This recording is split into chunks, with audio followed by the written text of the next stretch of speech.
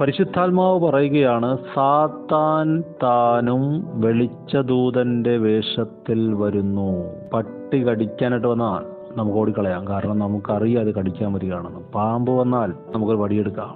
പക്ഷെ ഒരു ആട്ടിൻകുട്ടി വന്നാലോ, അത് വന്നിട്ട് പാമ്പിനെ പോലെ കൊത്തിയാലോ, പട്ടിയെപ്പോലെ കടിച്ചാലോ? അതാണ് സാത്താൻ ചെയ്യുന്നത്.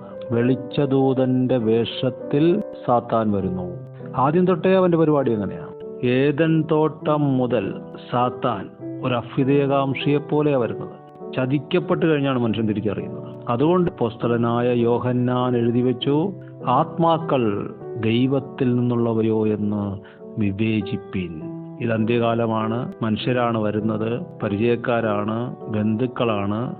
പക്ഷേ അവരിൽ വ്യാപരിക്കുന്ന ആത്മാവേതാണെന്ന് ഒരു വിശ്വാസി വിവേചിക്കണം. വിവേചിക്കാൻ കഴിയും.